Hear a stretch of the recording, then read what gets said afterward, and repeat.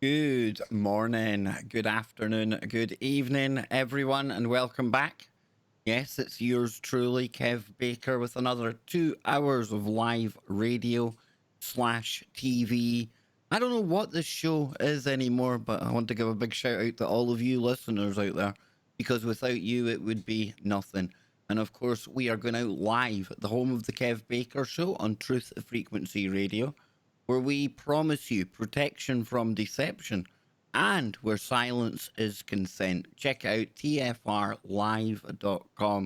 Not just my show on there, over 30 absolutely banging shows on there, and there is something for everyone. I can proudly say that it's the one network that covers all your information bases. And tonight's guest is somebody that really covers all of those bases as well. There's a bit of a pun in there, because anyone who knows tonight's guest knows that he often appears at the Bases Project. Who am I talking about?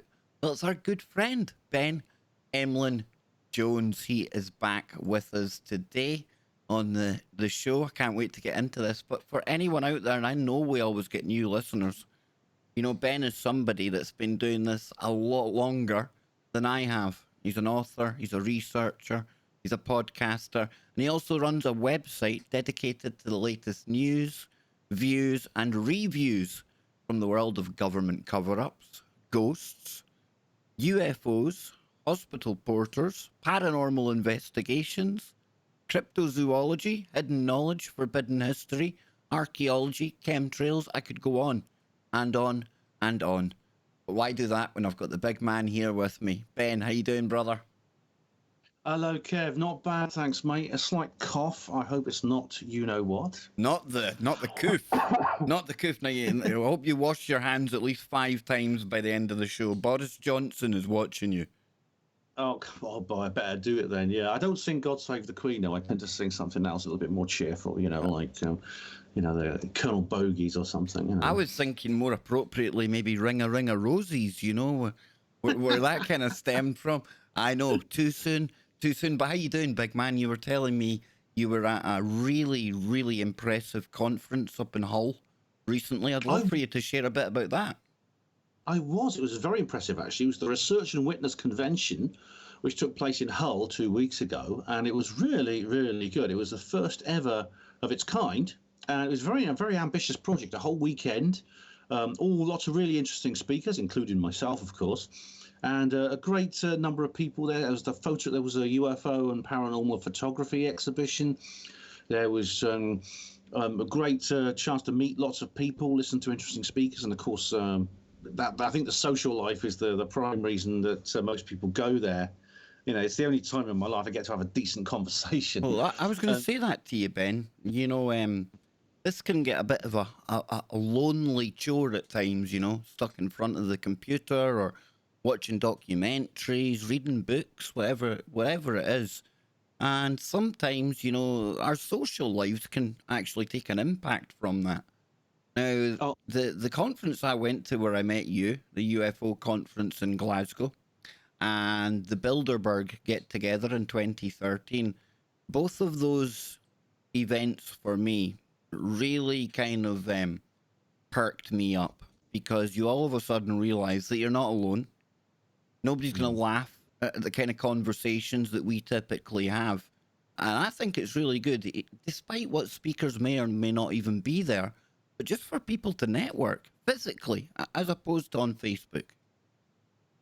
Honestly, if ever, well, some conferences, if they ever sold out and I couldn't get a ticket, I think I'd still go along, just to meet up with people and just have a good time and have a bit of camaraderie, which is lacking in my normal life.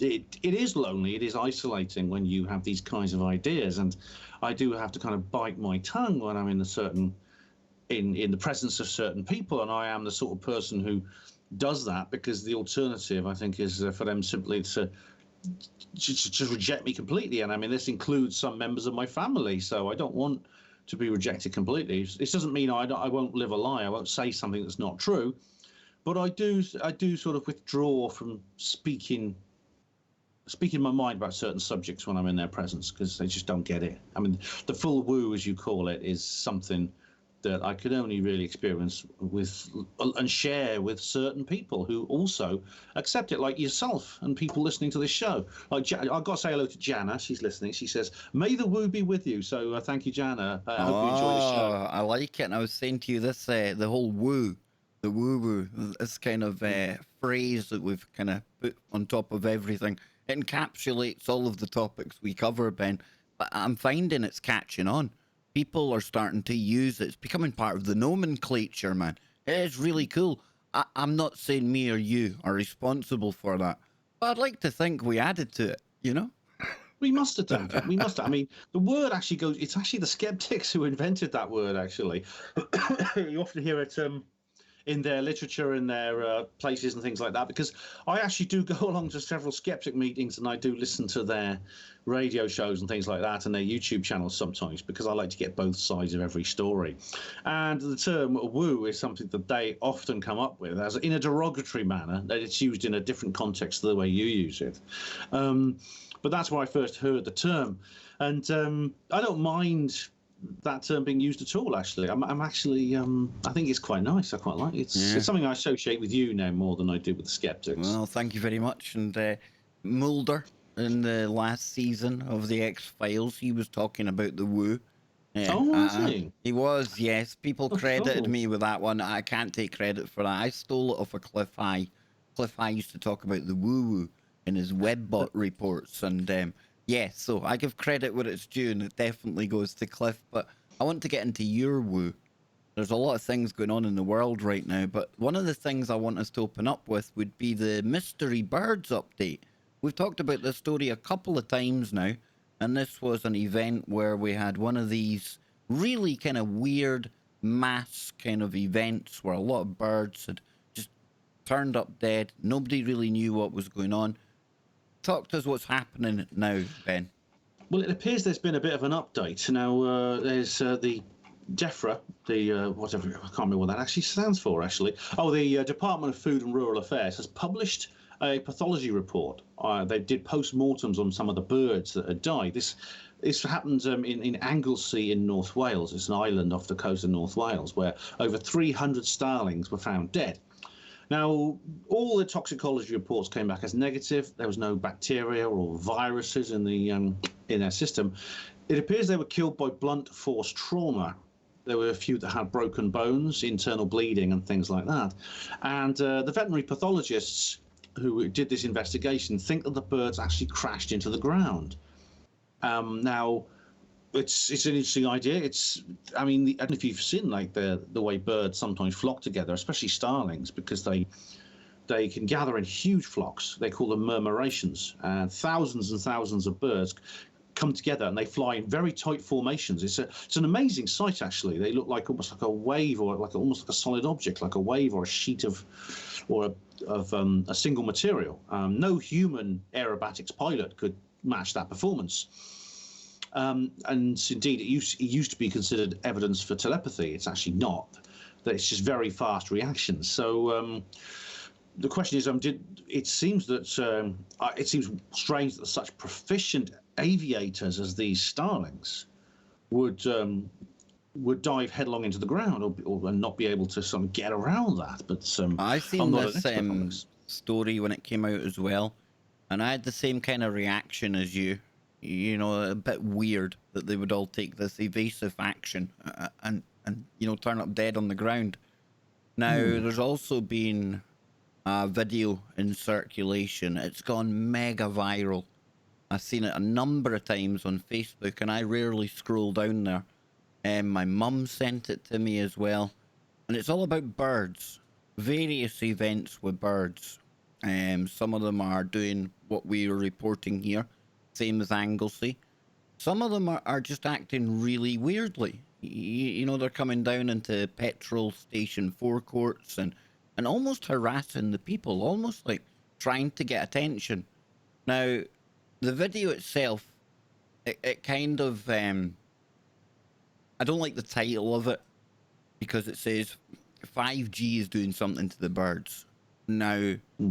in the video itself, there's no evidence of masts being nearby, none of that kind of thing.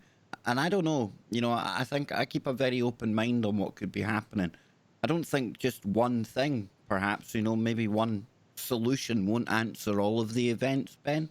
But what do you Hmm. think when you hear people blaming the 5G? It's hard to say, Kev. Yeah, it's It's too really hard hard to to say, say. right? I mean, I'm concerned about 5G, as we've explained on previous Yep. shows. Whether this is a phenomenon of 5G or an effect of 5G, I don't know. I mean, it does worry me when I see birds behaving like this.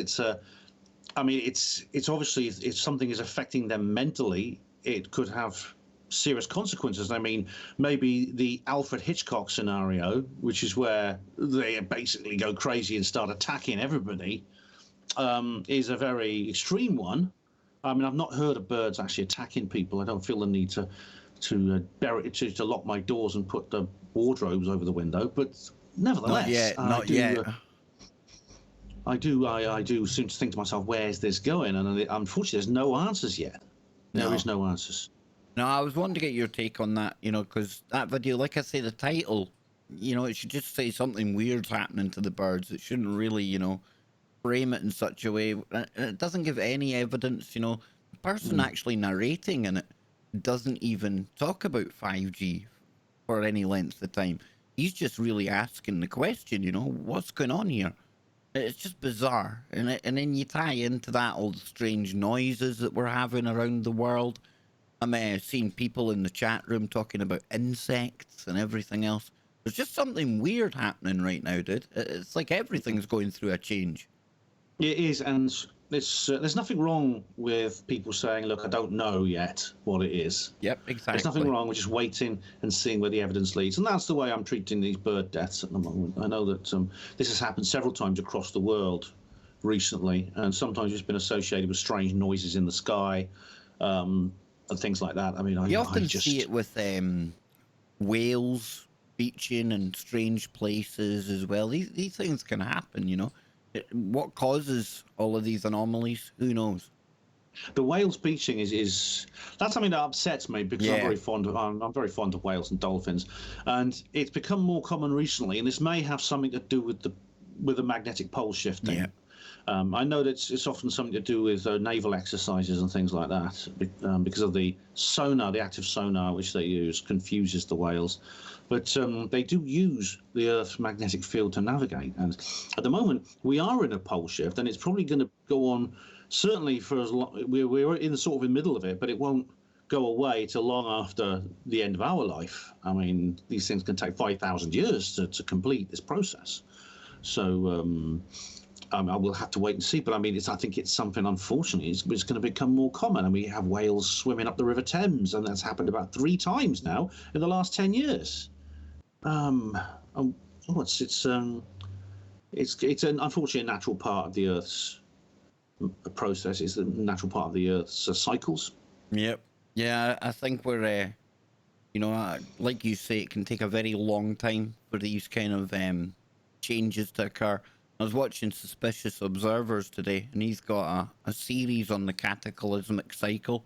Really fascinating. You can tie in some of these cataclysms with the fall of certain civilizations. The time when the Mayans and things would have disappeared, and it does make you wonder about the cyclical nature on the planet, Ben. You know, I think everything's tied into cycles. Uh, uh, There's yeah. sorry. No, no, no, not at all. It just feels like right now. Mhm. But then again, maybe perhaps every generation's felt like they're living through the change, right? Because everything's new as you're growing. You only live once, maybe. So everything's new, and maybe we all overreact to things that just happen all the time. What do you think to that?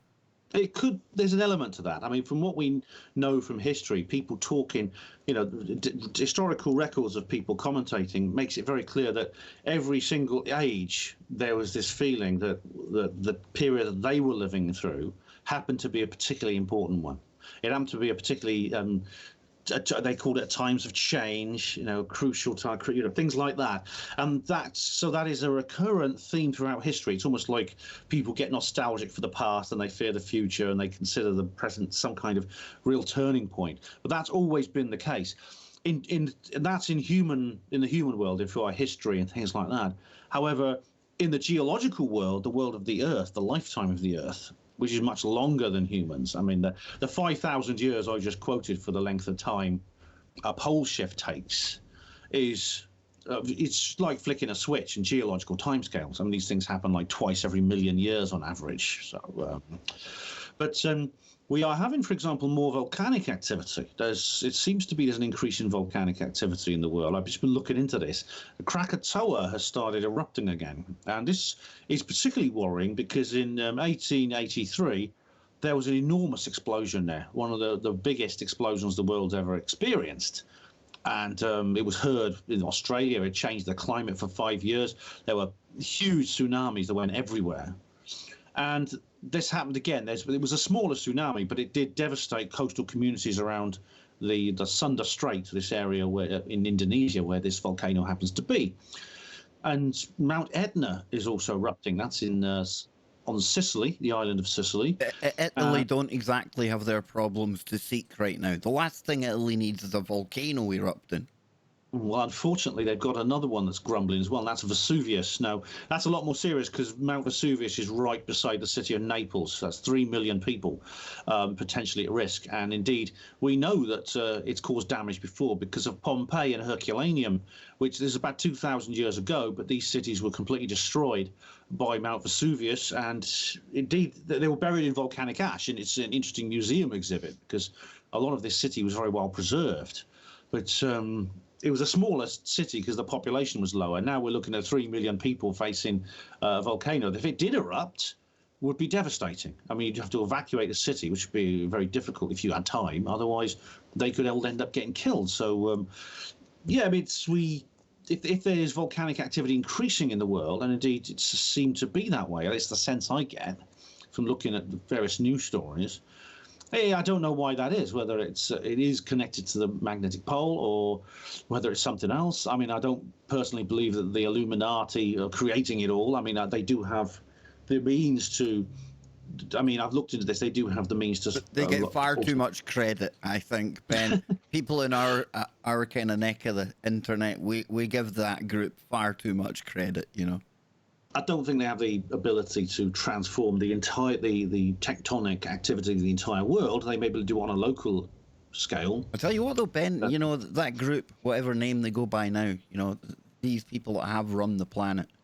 You mentioned Italy there a moment ago, and not saying in any way that what's playing out in the planet right now is another plan of the Illuminati. However, their plans that they've had in place for hundreds of years, boy, they're kind of checking them off right now, right? Restrictions of travel. They'll probably get rid of money because that can pass things. Dang, dude. They're getting a lot of stuff passed right now that maybe they wouldn't have done without the current crisis. Well, I've got more questions than answers when it comes to this, but there's no doubt that this is an interesting opportunity which they're not letting go to waste. The cashless society they want. I mean, of course, now you can get coronaviruses off your £10 notes. all kinds of things like that. I mean, the ability to travel freely is now being questioned, but the closing of borders. I mean, Italy is now under complete lockdown. So if they really don't want a volcanic eruption, is the last thing Italy wants right now, as you were saying. They can only have. Hopefully, their bad luck will come to an end. You know, their run Did of bad you luck. But ever think in your lifetime you would see an entire European nation locked down like this? I didn't. I honestly didn't think it would be this bad. I mean, the coronavirus. There's several different stories I've heard. One is that it's actually a biological weapon, although the virus itself is not deadly enough to be called a biological weapon. It kills so far less than 2% of the people affected. For most people, it is no more than a bad dose of the flu. It appears. If we're getting the right numbers. Well, it's a good question. I mean, if it is some kind of biological weapon, and I guess we'll soon find out, or whether it just happens to have evolved and emerged, I don't know. There's no doubt that, I mean, there appears to be a large reaction, and it's against this or involved in this from the government. I was walking through London on my way back from Hull. I had to take the long way round. And there were people with the surgical masks on everywhere. And these masks actually they don't actually work against viral infections in the air. But a lot of people wearing them. I think it made them feel safer. And there, of course, we've had stories that the economy is now in trouble. And, there's all kinds of other things. So, for example, the Hong Kong protesters seem to have gone away. I mean, this seems to have been a very useful way of stopping those protests. Because I think that Hong Kong is now, a very highly affected by this. There's people out there that, I've heard them saying that's the reason this was done. To me, that makes no sense, destroying your entire economy of your own country to close down protests that in reality, the mainstream media weren't talking about them anyway. It can't be the only reason, Ken. As much as, no, I'm not, I don't think it's anything to do with the Hong Kong protests. Wouldn't make sense to basically choke your entire economy. I mean, look at China right now. I mean, nothing's moving. Nothing's going out the ports. None of their factories are working. If you were going to do that, then just do it to somebody in Hong Kong, you would think. I don't know. It's just feels to me like, I don't know. We're just going to have to deal with whatever it is now. And we can see what's happening in Italy off the back of it. We can see that over here, our Cobra, that they've been meeting, and already the supermarkets, people going crazy there. Don't know what it's like where you are, but up here it's people are just going crazy, Well, I haven't seen anyone fighting over toilet rolls, which is what happened in Australia. It's quite amusing to watch, actually. But literally, there was a huge punch-up between some shoppers over toilet rolls. But I've not seen this myself in where I am. I mean, I'm living my life normally. I'm not panic buying anything. I'm just going around. I ain't going anywhere. I'm staying in the house unless I have to go anywhere. Went to the hospital today. I tell you, I tried to hold my breath the whole time I was in there. I didn't come close to anyone apart from the people doing the tests on me. I don't know. It just seems to me that would be the last place on earth you would really want to be hanging out right now. A hospital where people may have it. They're coming to see if they've got it. I don't know, dude. Not good. Yeah, I mean, a chap like you, I know, who has had health problems to do with your breathing and stuff. I would definitely take precautions in your place. Yeah. I'm a potential statistic. Yeah, definitely. I mean, I myself, when I was a porter at the hospitals, I know that we took enormous precautions to prevent the spread of infection. I was trained in this sort of thing. We dealt with all kinds of things: the AIDS, hepatitis B, the Acetobacter, which was very, very nasty. That was. I was actually quarantined myself over that. And we had protective clothing, and I'm sure that the staff at the hospital are going to be issued all kinds of protective clothing and also the alcohol hand rub.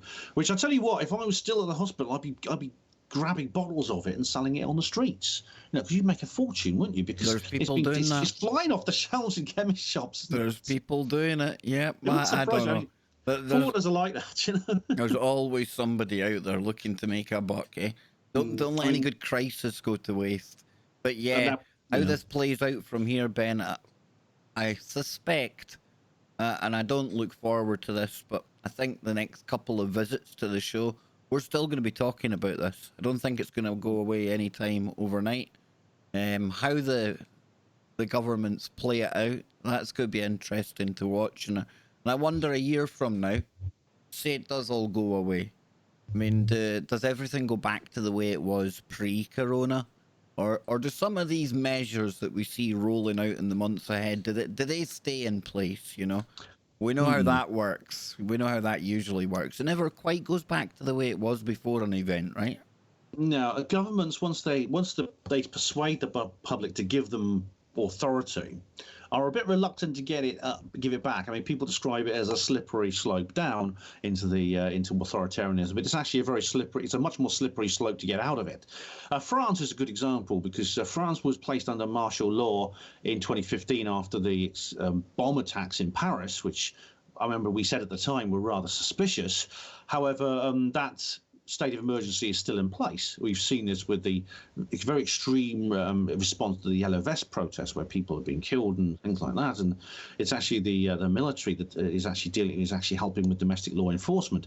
So obviously Macron, the little guy who runs France at the moment, he's not rushing to give the people back their civil rights, even though it was 5 years ago almost that these bomb attacks took place.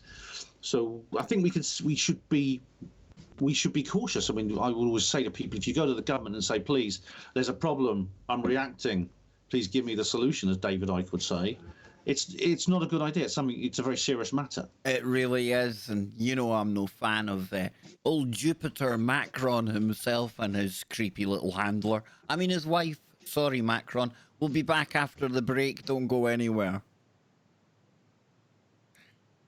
Yeah, you know Yeah, me, I'm that's not a cool. fan of many politicians, Ben. You I know, know, and mate, I know. Macron definitely gives me the uber creep factor. But He's one of the worst, isn't he? while we're on the break, dude, what upcoming conferences have you got to look forward to? You going to Well, be speaking anywhere? I'm not booked to speak anywhere at the moment, but I am going to attend a couple of them. But I need to take a little break, Kev. Can I maybe talk about that when I get back? Yeah. Cheers. Thanks. I was doing like for a while there. I was doing 2 shows a day, doing the stream and then doing the nighttime show. And like Ben was saying there, I've had to take a little break away from things, not because not enjoying it, but just because it catches up. So for any of you out there wondering why we haven't had the extra safe spaces and things, longevity, ladies and gentlemen, longevity. We're really in the thick of it right now, and I want to be at my very, very best. And if that means just doing 1 show a day right now, then so be it. I would rather do that than waste your time and my time by just forcing another extra stream out there. Just doing the stream for the sake of doing it. Nobody benefits from that. And you know how we like to keep it fun. We like to have a laugh. We'll get back to it very, very, very soon. And tomorrow night, looking forward to this one. I hope you are as well. We've got Nano Girl in the house. She's going to be giving us our update from the hot zone. Yes, I think that's what we'll be calling it tomorrow. In the hot zone with Nano Girl. She's in California, and she's going to be telling us what's going on in and around her, what she's seeing, what she's hearing, boots on the ground, So tomorrow we'll be probably opening up the phones, maybe the final segment. You can put your questions to Nano, or maybe you're somewhere else in the world, and you can add to the picture we're building. So that's what we've got to look forward to tomorrow. Right. And then on Thursday, the one that I'm looking forward to, because we get to open up the phones again. I'm just going to do 2 hours of open lines. And I'm wanting cryptozoology, I'm wanting UFOs, I'm wanting all of your woo. I want the stuff that isn't posted online. I want the stuff that none of these researchers have seen before. It's that story that you've had there, but you've never told anyone. Well, now you've got somebody to tell. And Ben, I tell you, man, I'm enjoying these shows where I just open up the phones and let the people bring the woo. I bet they do as well. I mean, it's Dude, people have a lot of stories to tell. Yeah, like I said, a good few times I've been sat there kind of open-jawed, just in absolute awe of what I'm listening to. And you think of all the stories that are famous over the years, be it ghosts, be it mediums, UFOs. There's just something about that, that story you've never heard before. And getting it from the horse's mouth, I don't know, it's just, it's good fun, man. Very, very good Mm. fun. Now, let me just check the clock here, make sure I've not missed our time. No, not quite. A couple of seconds, we'll go back to the Mhm. mothership. And I'll get you to shout out your websites when we go back as well, Ben, okay? Okay, will do. Yes, indeedy. Mm. Counting Um, down now. Look, oh, there we go. There we go.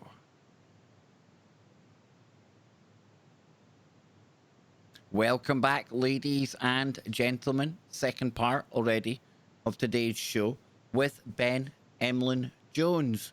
Now then, we're on at the earlier time here in the UK.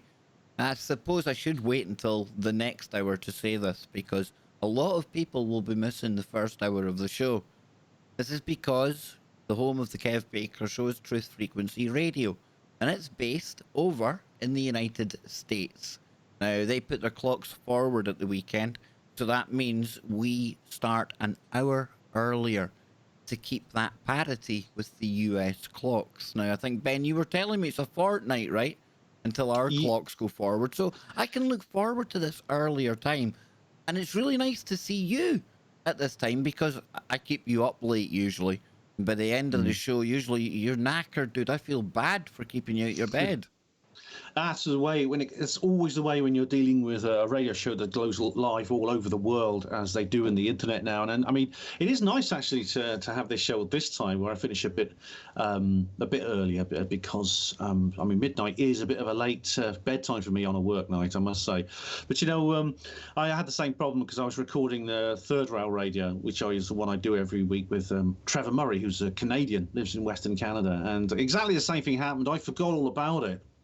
And I suddenly realised that it's actually an hour earlier than it should be for him. So I was like, he was wanted to know where I was, and I had to apologise. So it's one of these things that eventually it'll sort itself out because, as you said, we change our clocks at a different time 2 weeks later than they do in the States and indeed in Canada. So Yeah. for anyone listening anywhere, I mean, obviously there's the podcast, so you can always catch up. That's always what I always say. Now, your books, where can people get your books? You never push your books, you know? You need to tell people about them before we launch back into some good woo you've got here. Oh, I push my books at every opportunity, Kev. I really do. Well, I encourage that. It's my way of paying you for your time here. There you go.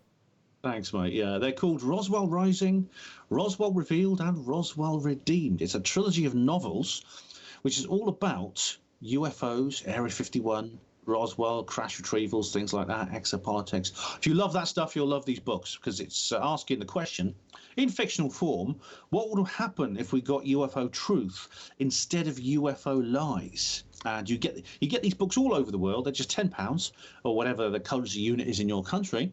And I believe I think I'm confident if you just get the first one, read it, I'm confident you'll want to read the others. So check those out. I had them on my stall at the conferences. So if you see me at a conference, you can always get one and I'll sign it for you. It'll be worth a lot of money in a few years. Yep, I imagine it will be. Get in early, folks, before he's too big to be coming on the Kev Baker Show. And, he'll be graced in Never. the BBC talk shows. And, oh, dang, imagine either of us on a BBC talk show. Ain't ever Oh, going to happen. if ever I'm invited onto a BBC talk show, all I can say is I've done something terribly wrong and you have my permission to shoot me. You know that there's different timelines when they're approaching people like me and you to do shows. But I tell you what, let's get into some woo here. This is one of the stories that really caught my attention when you sent it through to me, Ben. Bigfoot. We talk about that on the show here so often. You know, the Yowie, the Yeti, the skunk ape. Call it what you will. It goes by many names depending on the geography. And you can go back to the famous, is it Patterson film? Patterson Gimlin, yeah. Yeah, that's the one. That famous film. That's really what kicked off this kind of modern wave of Bigfoot slash Sasquatch research. Now, I often speak to Brent Thomas on the Paranormal Portal. He's somebody that goes out squatching. He tries to actually make a scientific attempt. He records what he sees. Really good stuff. But you've got a Bigfoot story here, man. What's happened? Are we talking about a Bigfoot body Dude, come on. This is weird, isn't it? Yeah. This is very odd. Now, this is something that I came across, and I thought, wow, what's going on? Because I personally believe in Bigfoot. I think it's real.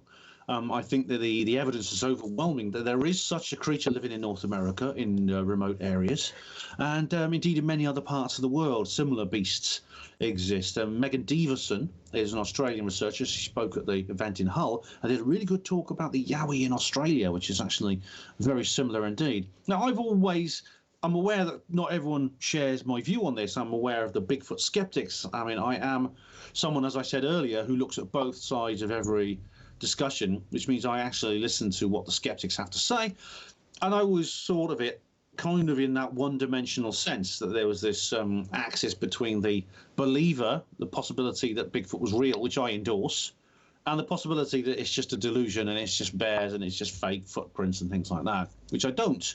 However, there's a new angle that's come about based on a news story I came across, which makes it a lot more complicated. It's not just about whether it exists or not, but there's a kind of political element to this as well, and it makes Bigfoot much more similar to the UFO issue, which means it's not just about whether they're real or not and what the evidence is, it's whether that evidence is being suppressed by figures in authority.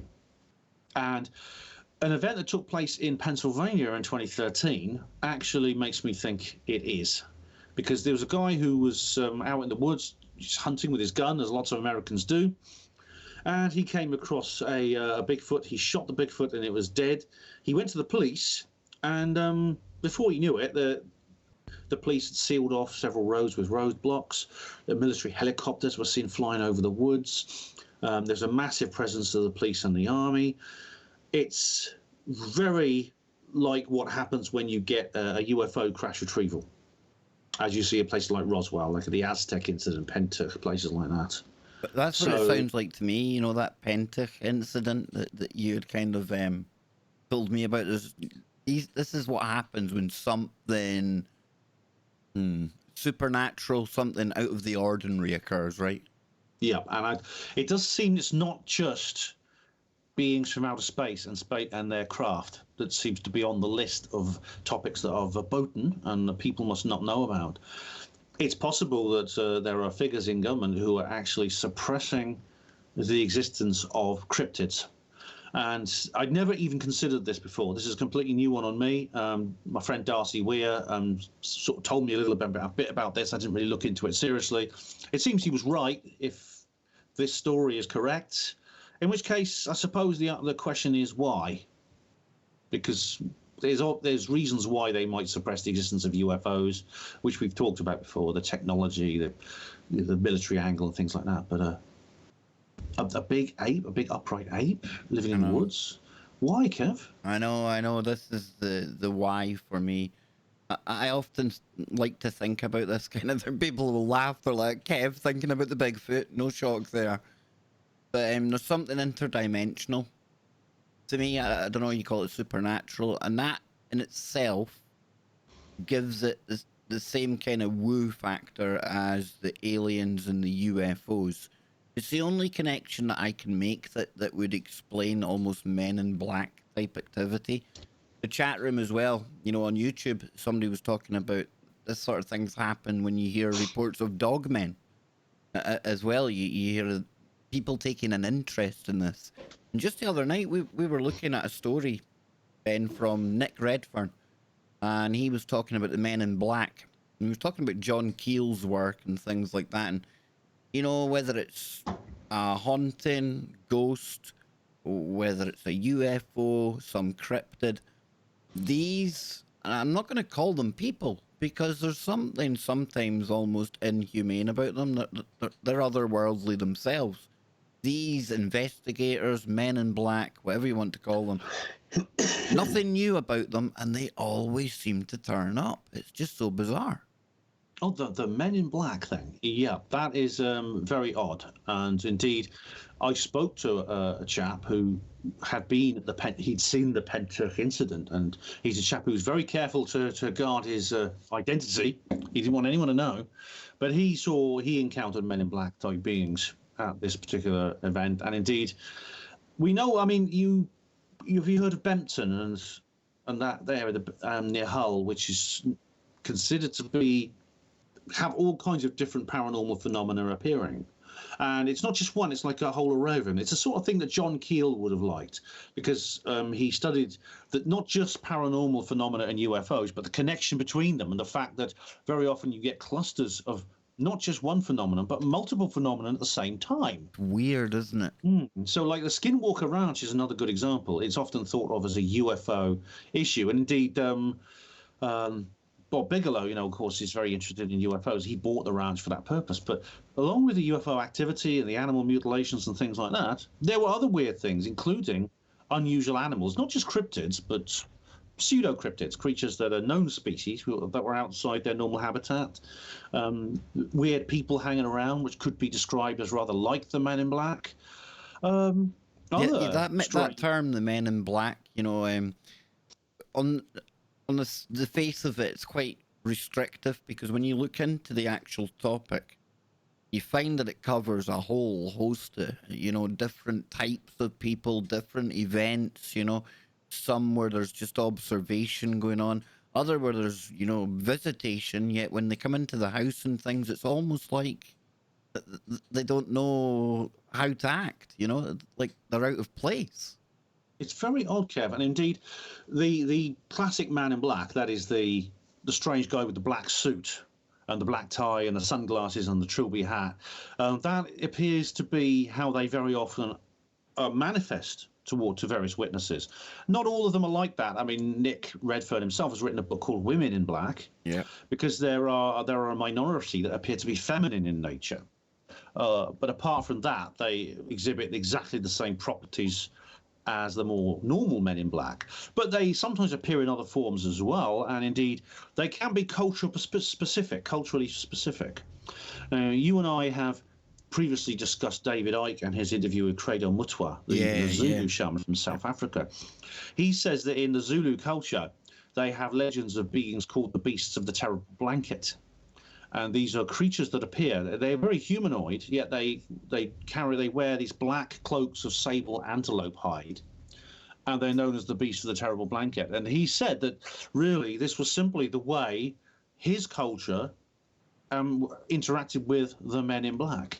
So if that means that they're, for example, the cryptids and the Yeti and the Bigfoot. Now, if the Bigfoot is indeed some kind of manifestation of this phenomenon, which I know there's a lot of evidence to suggest it is in some cases, then the reason that this news story emerged is possibly for the same reason that you see helicopters and police and roadblocks in areas such as the Skinwalker Ranch, the West Virginia, the Point Pleasant area, West Virginia, and all the other kinds of places, these portal areas where multiple interacting paranormal phenomena occur. So, And over here in the UK, I mean, is it as big a thing, the Men in Black, as it is in the US? I've heard of many examples, and some of them are really quite significant, not least Jim Templeton and his encounter with them in 1964, because his report of the Men in Black who visited him in Cumbria in 1964, these occurred at a time when the popular image of the Men in Black was not a part of our culture. This was before the Mothman prophecies, and it had come out. That was actually, the Mothman prophecies was a couple of years later. So where he got the idea from, I don't know, unless these things were objectively real. The Mothman. Now, I think it was Brent Thomas. And talking to Brent Thomas, we are going to be having a paranormal fest on Friday. It's where Freaky Friday meets the paranormal portal. And these two titans of the abnormal and the paranormal collide. And we're going to bring you 5 hours of woo.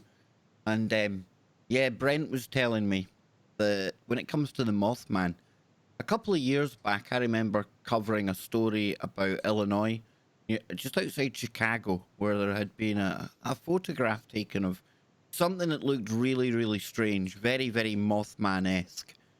Now, at the time, they talked about a wave that was going on, and I must admit, Ben, I took my eye off the ball. I thought it was all said and done.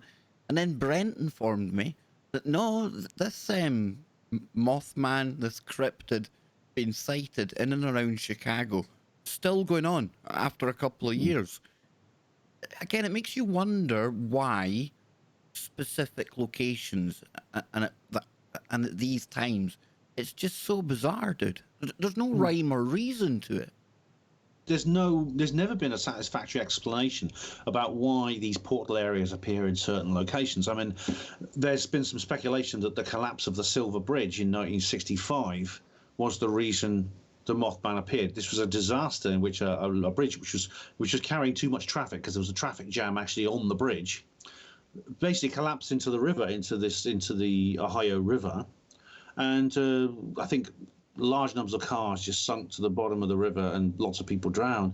And it was actually in the period leading up to this that the Mothman was seen, almost as if there was some kind of backward echo in time, which you often get with certain things. You often get some kind of almost premonition within the surroundings itself that something's going to happen.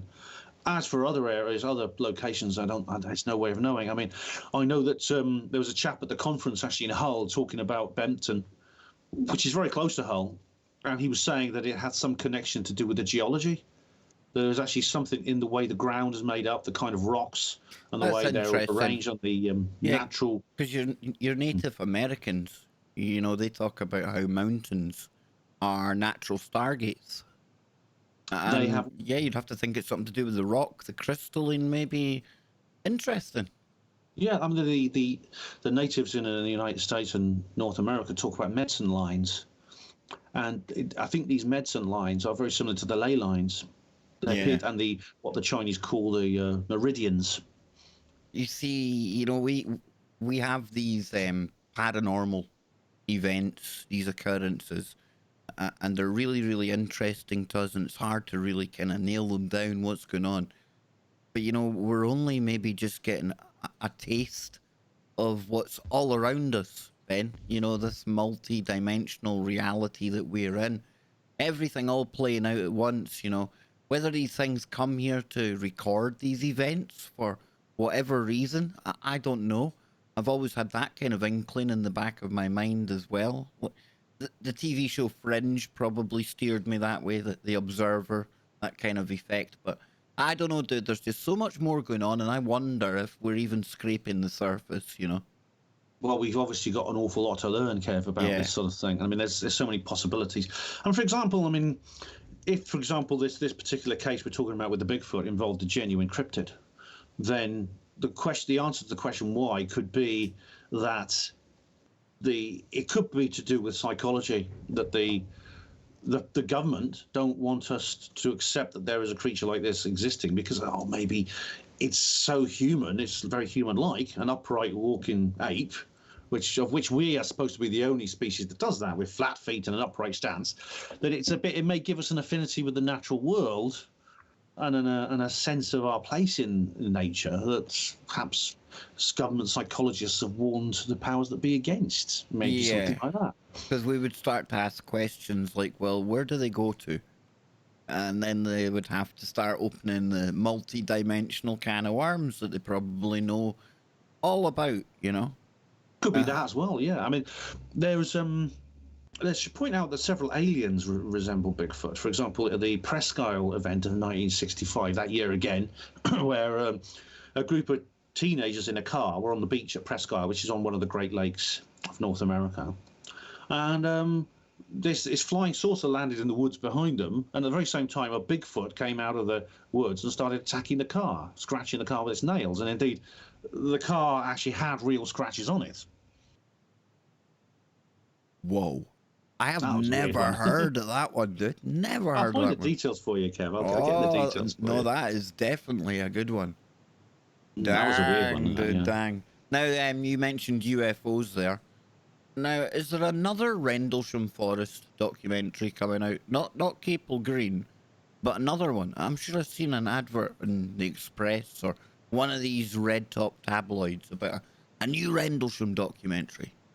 So did I. Yes, there is a new one emerging, and I don't know much. I haven't looked at it in seriously, but there is somebody has produced a documentary. It looks quite sophisticated, if I remember, because I did see the trailer, and I wish I could recall the details, but it seems to be this is very much an open case. This is obviously something that people want to research and make new videos about. I mean, Cable Green itself is going to be a very sophisticated production, it's actually going to be a far more sophisticated production than was originally planned when the project was conceived, which is why it's taken so long. I know, sorry guys, sorry for the delay, but this other documentary, have you seen? Do you know anything more about it, Kev? I just seen the headline, and it didn't say anything about Gary Heseltine, didn't say anything about Capel Green, so I kind of just left it. But then I'd noticed today you had an article about Larry Warren, and that's what reminded me about the Rendlesham thing. I'll try and dig up the name of this new one, but what's Larry been up to now? And of course, we're Team Larry, if anyone hadn't guessed. The controversy still goes on. I'm still receiving information. People are publishing information about the whole issue, which I know to be false, and so therefore I have actually put my own point of view on my own platform. I have published my own views on this because there is still a massive amount of I think deliberate disinformation being spread by various people for personal reasons. On some cases, they just don't like Larry. In other cases, I think it's something a bit deeper and more sinister, and it's to do with the Rendlesham Forest incident itself and the various attempts to distort it and suppress it in the public eye, which has been running in one form or another continuously since the event happened. So I consider it my duty to set the record straight whenever these distortions actually occur.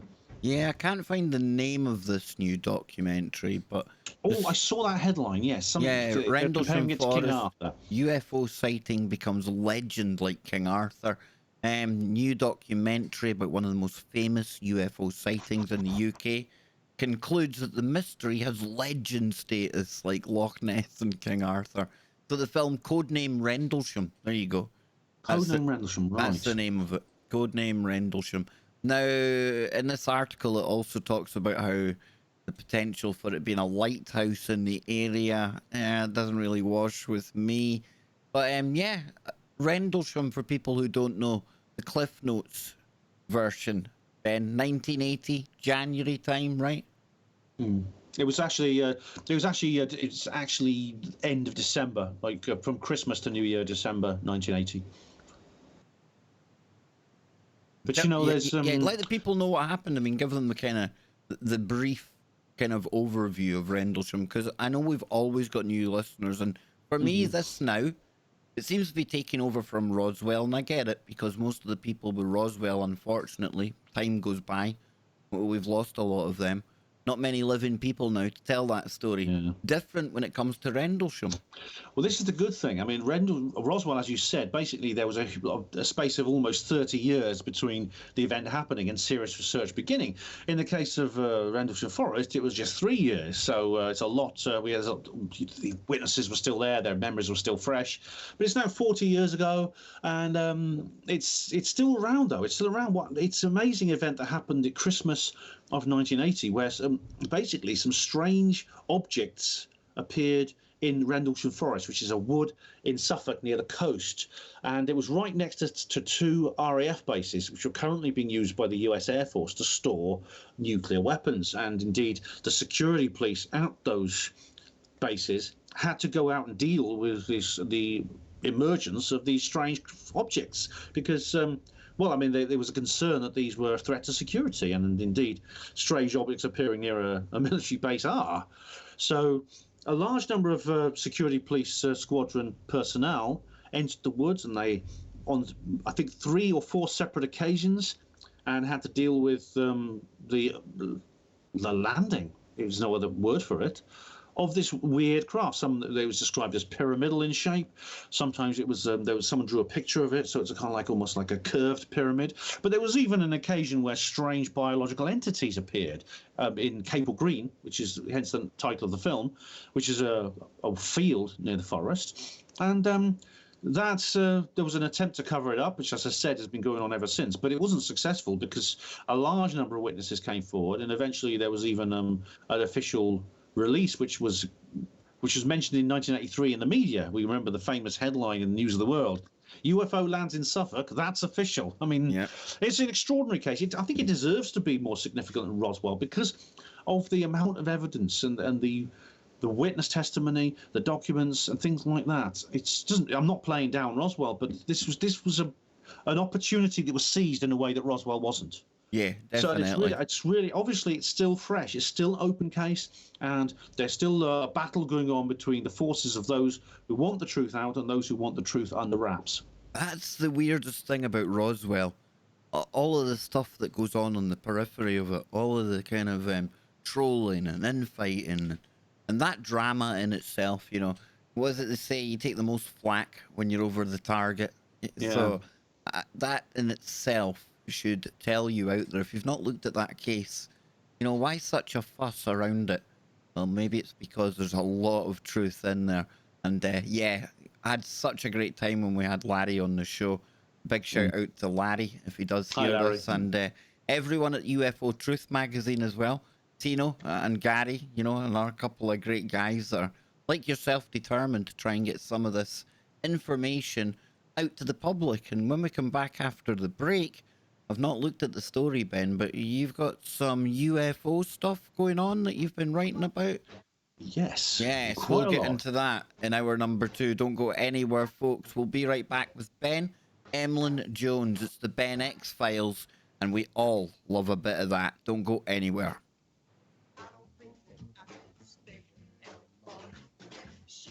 There we go, bro. There we go. I'm going to shove on some tunes.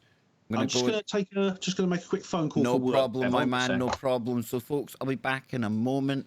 Mammoth, Billy, Queen Goddess, Welsh Ripper, Christopher, Holly, Connie in there as well. Only 54 likes, Connie. I know people don't like me. What's that all about? But we'll be back in a couple of moments. Don't go anywhere. It's time to PPP, refresh ourselves, and get ready for hour number 2. And what's hour number 2? It's full of woo.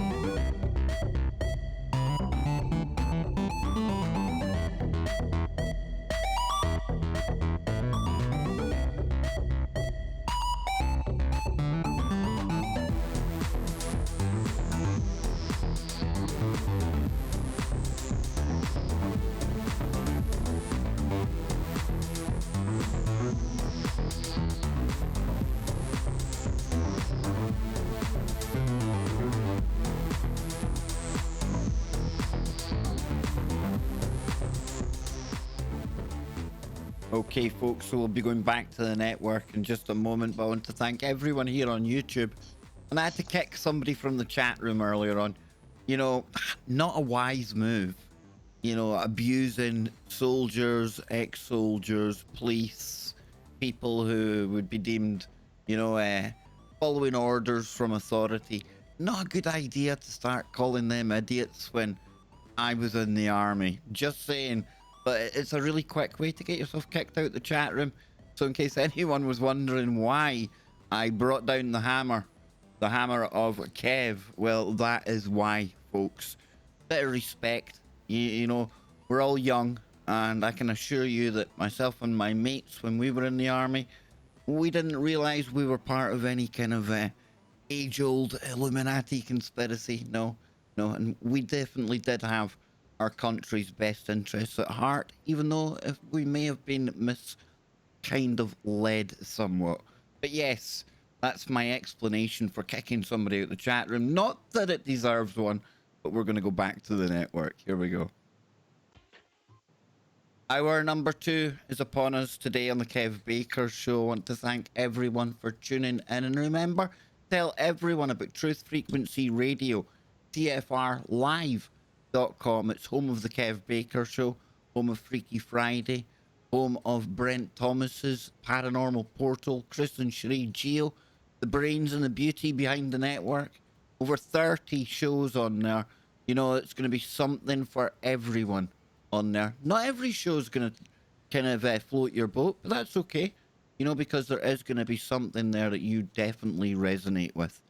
And I know Ben has been on multiple shows across the network. And when I first came across him, I knew this was somebody who I could quantumly entangle my mind with and get to the very depths of the woo that we like to go to. And the audience, you never fail to bring your own woo. During the break, somebody was asking about an infamous figure, Ben. Val Thor. Wow, there's a name. There's a story from ufology lore. Talk to the audience briefly about that one. It's a very, very weird case, this one. It's actually, it comes from a book that was written by Dr. Frank Strangers in 1967 called Stranger at the Pentagon. Now, it's not a fictional book. It's presented as a real book. And it does appear to have some associated evidence, for example, some photographs of unusual people who can't be traced, things like that. And it tells the story of a being called Val Valiant Thor. Now, that's what he called himself. And he landed on the Earth in 1957, 10 years earlier, basically demanded to be taken to the Pentagon. Now, he looked quite human, and he told them he'd come from the planet Venus for a special purpose. Now, if this sounds familiar, it sounds rather strange. It's actually not unlike the film called The Day the Earth Stood Still. Now, it's a very, very good movie, that is, and it's worth seeing. Now, that's an older film that comes from 1950, but it's, again, it's one of these fictional things that come out, which makes you wonder how much of it is just imaginary. And indeed, if I'm not saying that Stranger's copied this, but he may have been referring to something very similar. Now, according to the story, he was taken to the White House and he met with President Dwight Eisenhower and his vice president, a guy called Richard Nixon, who went on to be president much later. And he described how he had come to visit the Earth and that he wanted to share knowledge with people of the Earth and how his people had interceded in world affairs. And he actually claimed that several people that we know of through history, several people, especially spiritual leaders, actually came from Venus and were a part of his community. And one of them apparently was Jesus Christ. And it's a very strange story. I know what you mean. It sounds odd, doesn't it? Not least because what we know about Venus. And Venus was a planet which was completely unknown in the 1950s and 60s. But then in the 70s, probes started landing there. And they discovered that it's actually one of the most inhospitable places in the universe. There's no way that life in the form that we saw these people could possibly evolve there. There was a feminine being that was known as Jill. There's some photographs of her. No one can trace these. I mean, this is what's weird. It's these photographs that appeared. no one can trace them. I mean, they look human. They wear normal clothes. And Now, indeed, I was looking at well, some of the photographs on the net of this character, and it's one of the, when I first heard the story on it, I think it was the History Channel. It was one of the ones I had to rewind and watch again because, sometimes things are that odd that makes them even more compelling. I don't know if this cat existed, if it happened. I don't know, dude, but there's something about this that's a little bitty weird. And that's why, it was a good shout from ZX, talking about this topic. It's good to visit it from time to time. And if there's anyone out there who's never heard of this, bang, it's a good rabbit hole to go down, right? very much so. It's a fascinating story, and obviously there are certain issues associated with it. I understand the people who say it's all been made up, but it doesn't quite fit. Not least the fact that a lot of research has been done into these photographs and Frank Strange's story, and they come up blank. There's also the possibility that it reveals something that Dr. Carla Turner talked about, is that aliens are not always honest. In fact, they are consummate tricksters. They are continuously giving us information that is false. Literally, they are lying about things. And indeed, this is a good example here. Thor said he came from a planet which he couldn't possibly have originated on. No. And why? Another thing that, on that kind of same line, I've been guilty at times of romanticizing about the aliens and the UFOs and everything, but what really can we base our opinions on? Because the people have experienced or claim to have experienced these beings, Ben. 9 times out of 10, they end up in one of these, what can only be described as a very traumatic kind of event where they're taken on board a craft, there's things done to them, women sometimes have children with them. It's not exactly a very two-way relationship that we have with these things. It seems to be that they're more nefarious than advantageous. It seems that very often people formulate theories about why something is happening, why something has been done to them, which is not always correct. And indeed, it's certainly not universal among all contact experiences, because the aliens that people report seeing and encountering, and indeed will visit us in the form of people such as Val, Valiant, Thor, there are many different species. There's a whole taxonomy of different creatures, greys, reptoids, mantids, Nordics, etc. And they exhibit a wide range of behaviors, and they seem to have lots of different agendas.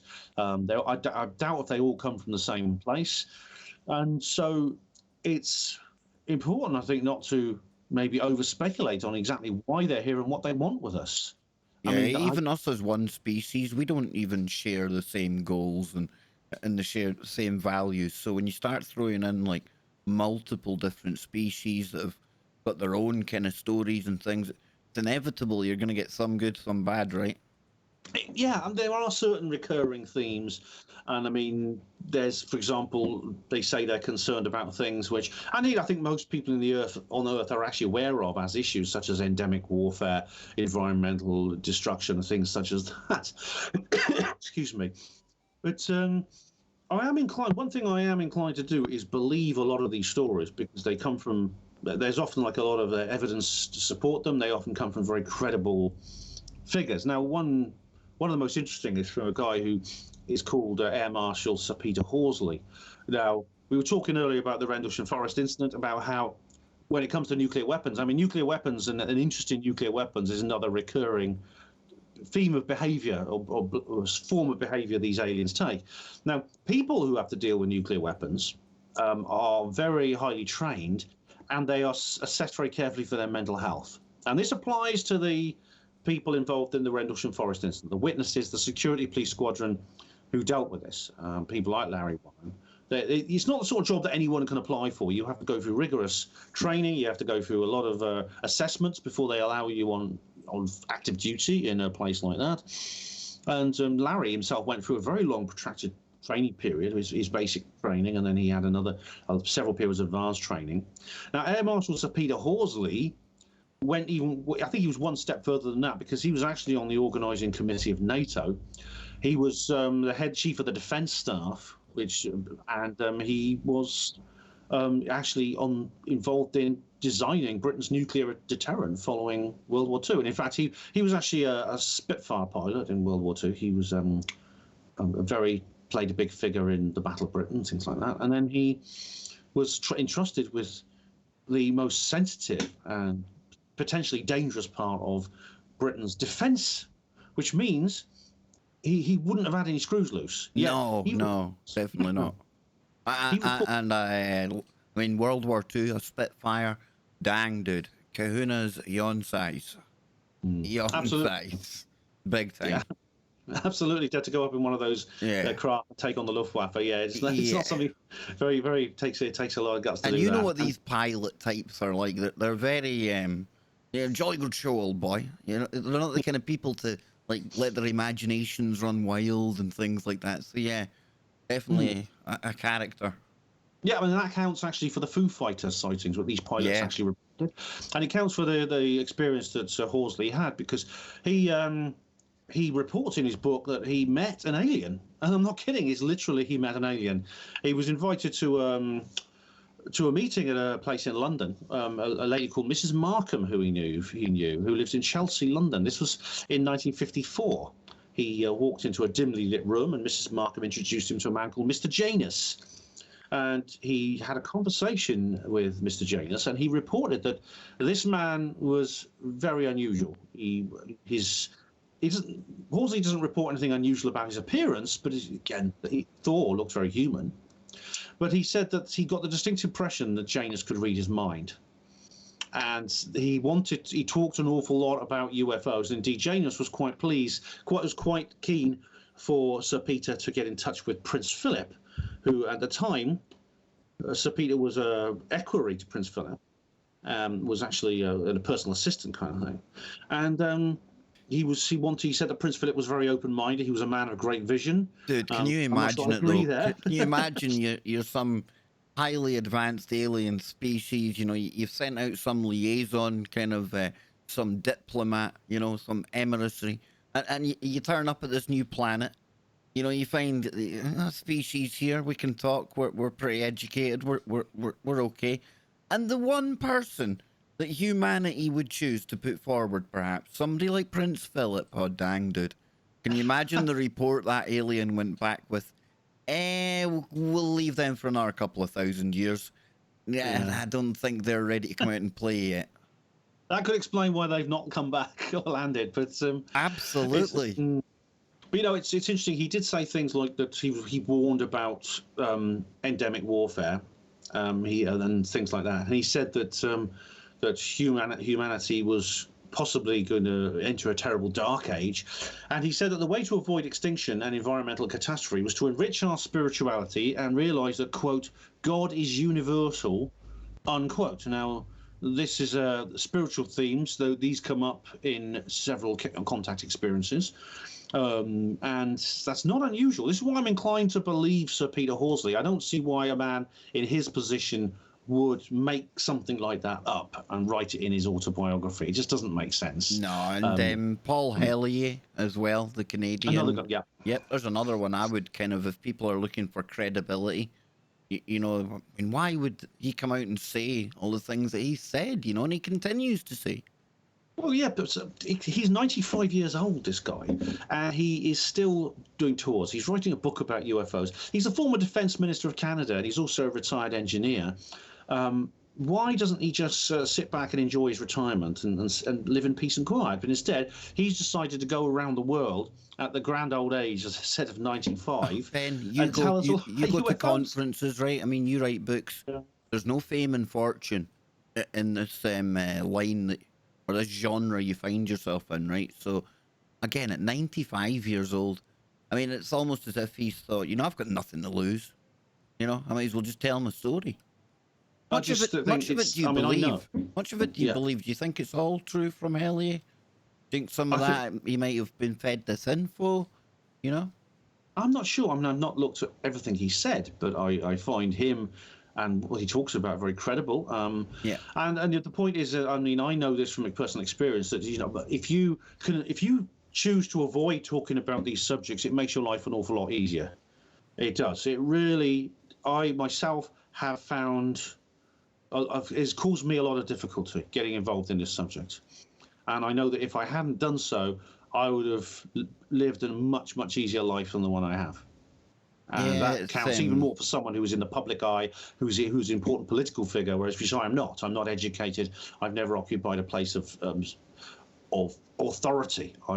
In a sense, I'm sort of working class, and I've always lived that kind of lifestyle. It's been difficult enough for me. and it's these kind of topics that usually get you the visits from the aforementioned Men in Black. You know, you get hassle when you do this. But you're talking about before we went to the break, I said you'd done a new article about the whole UFO thing.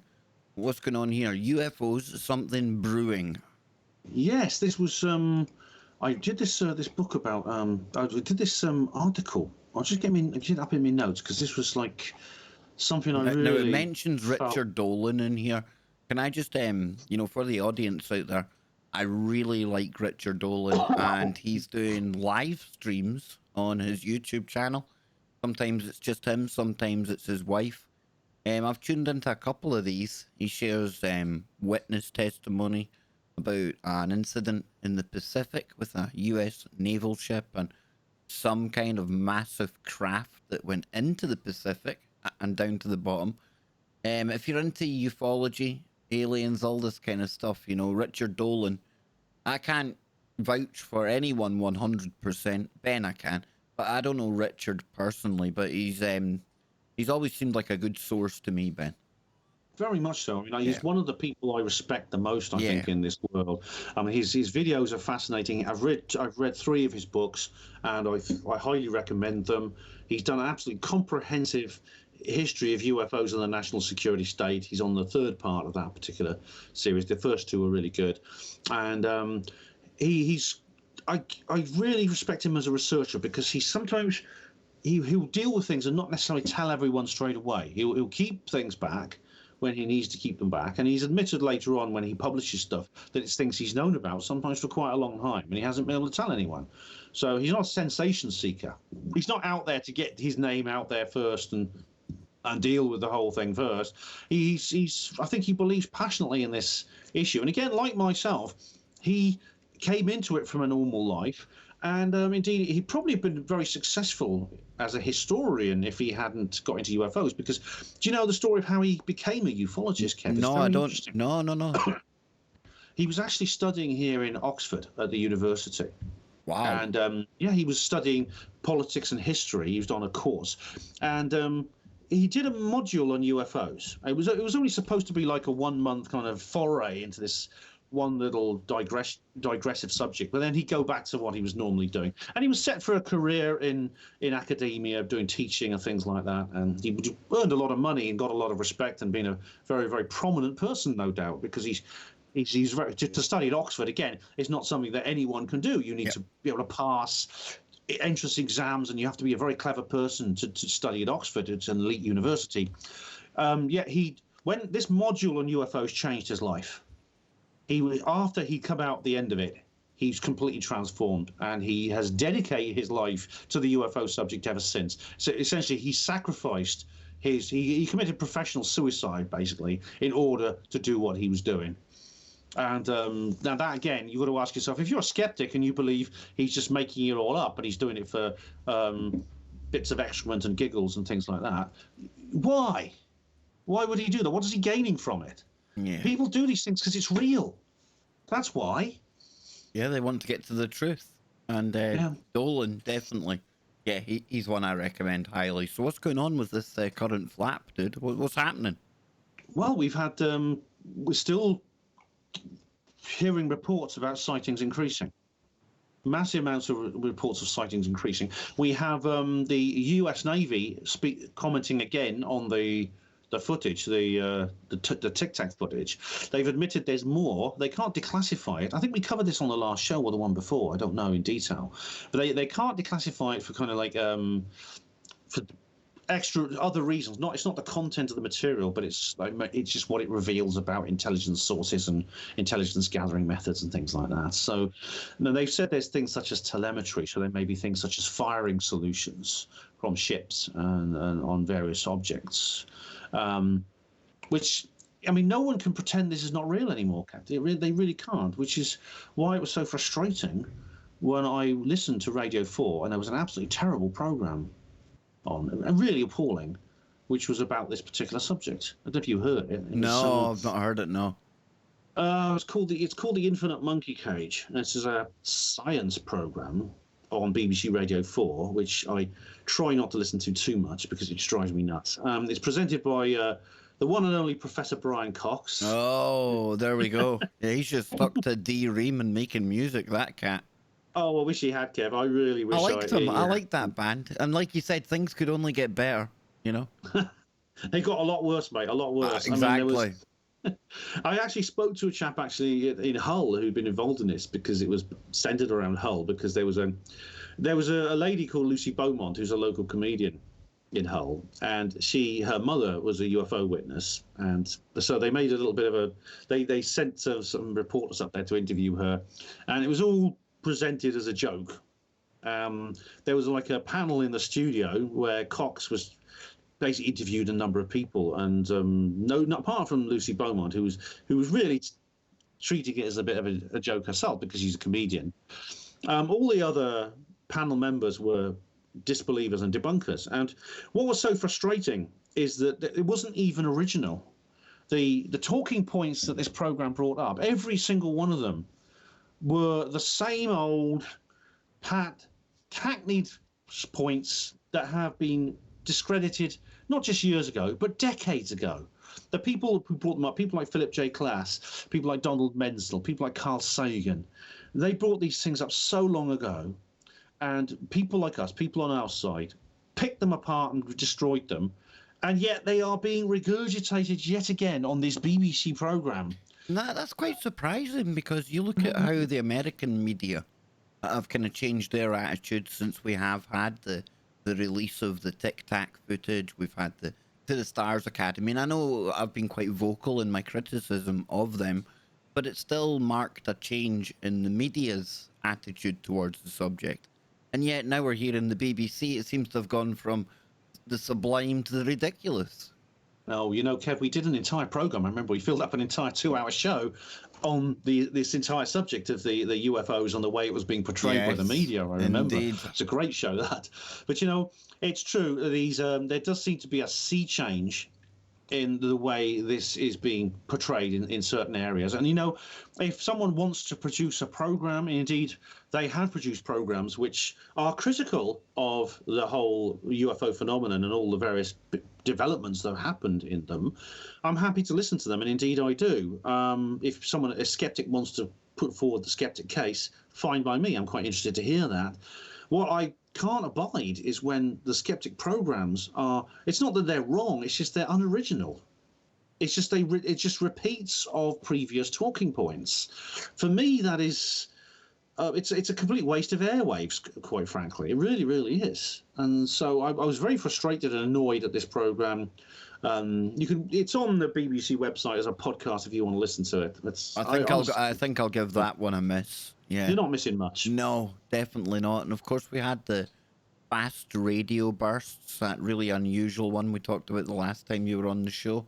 I think right now, I would have thought Brian Cox as well. I would have thought that he'd have been open-minded enough to not ridicule the topic, to at least, well, maybe we're not alone.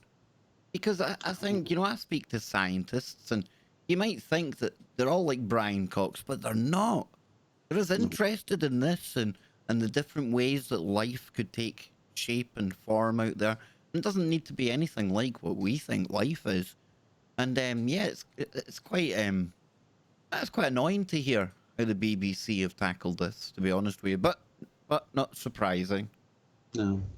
Well, Cox is not open-minded. That's the thing. He's actually extremely ignorant, and I think the reason he has been made this TV pundit on everything and anything the BBC choose to present, is because he knows so little about it. He knows his own subject, particle physics.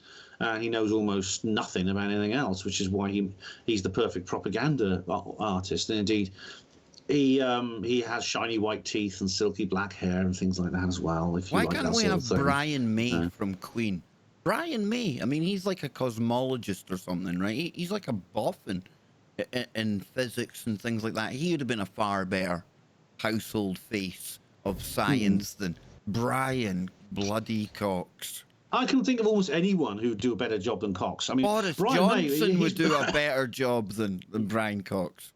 Absolutely. I mean, Brian May was been on the Sky at Night a few times with Patrick Moore. Yeah. I found it really interesting, and it was a part of his life I didn't know about because, of course, I know him as the guitarist from Queen. Exactly. You don't associate the rock star lifestyle with somebody so well educated, but yet, you know, when you start to find out, a lot of these bands, you know, came from quite well-to-do backgrounds and things. So I don't know, but yeah, Brian Cox, he's not on our Christmas card list then, no.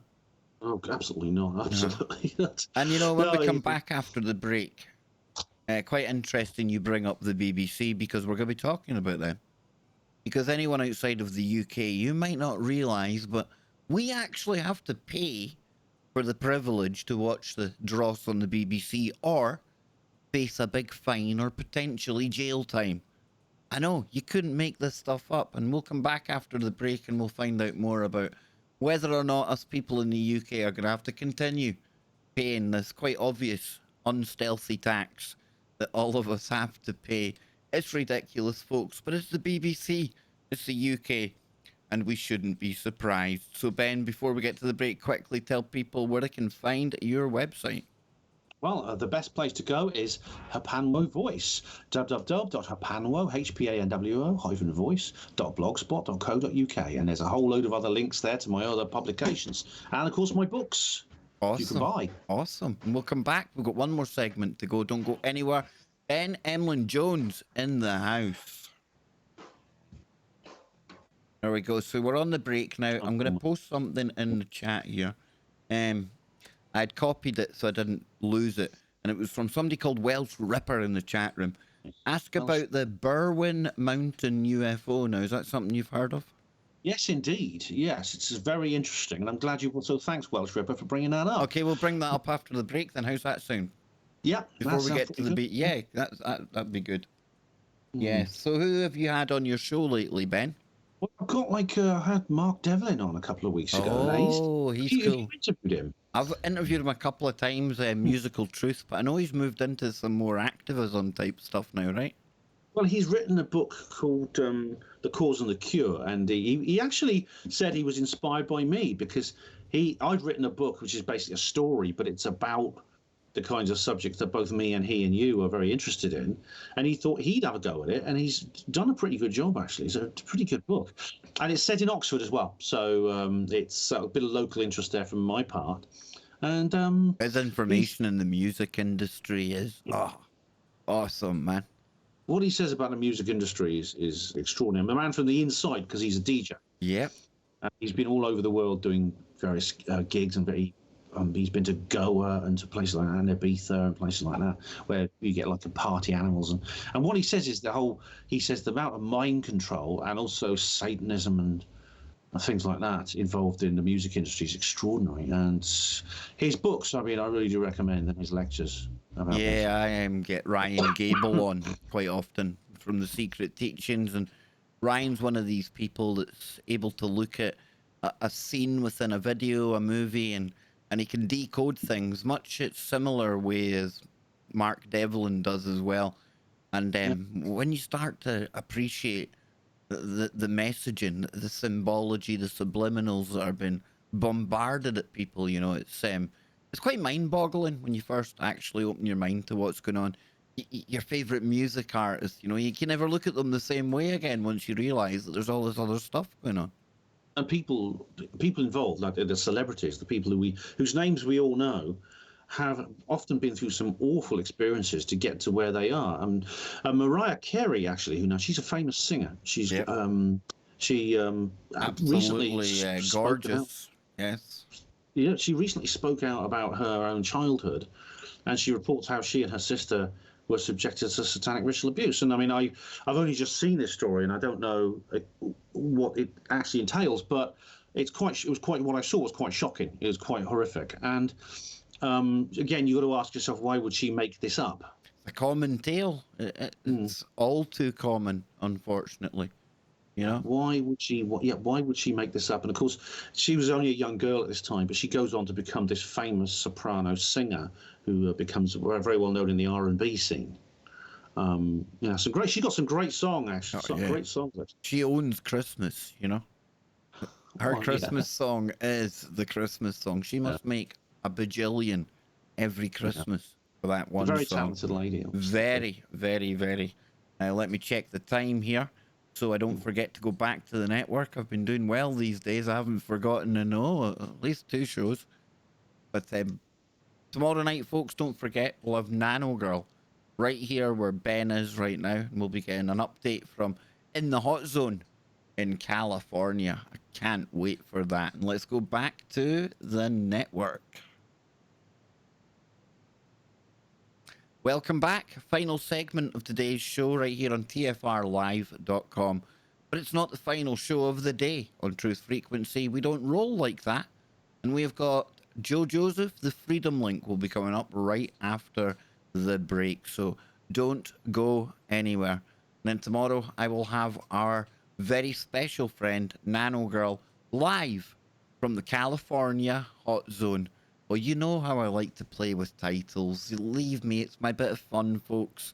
But back to Ben. And before we get to the BBC, which can often trigger me into bouts of very, very toxic masculinity and violence, one of our guests, or one of our listeners, sorry, was asking about the Berwyn Mountain UFO.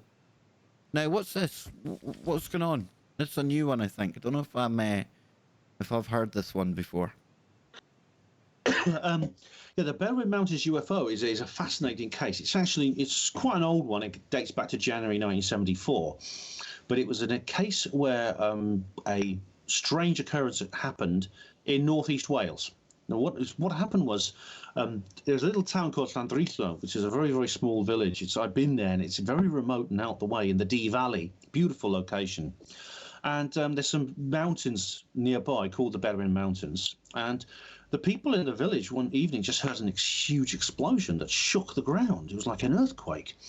And they rushed outside and they couldn't work out what was going on. But a few of them went to investigate. So they went up into the mountains. There's a mountain called Cadair Berwyn and one called Cadair Bronwyn, which are high mountains in the local area and with small roads leading up to them. And they had some remarkable experiences. They found, for example, one lady saw a strange spherical object parked on the ground. It's like a ball, huge spherical object, multicolored, and its colors kept changing all the time, and it kept fading in and out and things like that.